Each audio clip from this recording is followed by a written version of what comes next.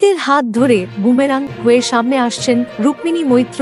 ছবিতে রোবট হয়ে ধরা দেবেন নিশা রুক্মিণী। ছবি মুক্তির আগে বুমেরাংয়ের নিয়ে নানান কথা বলছেন রুক্মিণী মৈত্র।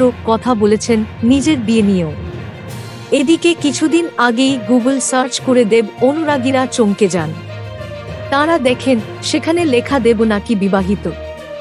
2021-এর 6 মে নাকি তিনি রুক্মিণী মৈত্রর সঙ্গে বিবাহ বন্ধনে আবদ্ধ হয়েছেন।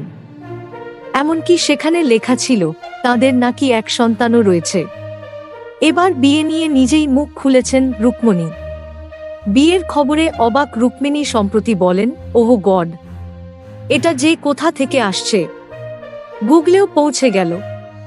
শুধু তাই নয়, সেখানে একটা বাচ্চার কথাও রয়েছে, যার কথা বলা হয়েছে সেই আমাইরা আমার ভাইঝি। যেহেতু আমাইরার সঙ্গে আমার এত ছবি রয়েছে, ওরা ওকে আমার বাচ্চা বানিয়ে দিয়েছে। তবে বাস্তবে অনুষ্ঠান করে রুক্মিণী বিয়েটা কবে করবেন এ বিষয়েও মুখ খুলেছেন অভিনেত্রী।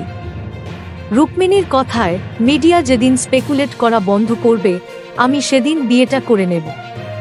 আমার মাও কিন্তু বিয়ের কথা জিজ্ঞেস করেন না। তাহলে তোমরা জিজ্ঞেস কেন করছো?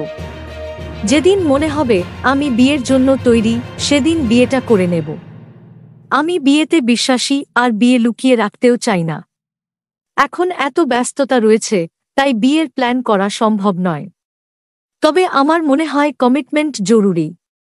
আজকাল দেখি বহু বিয়েই টিকে আছে, তবে সেই সম্পর্কে কোনো কমিটমেন্ট নেই।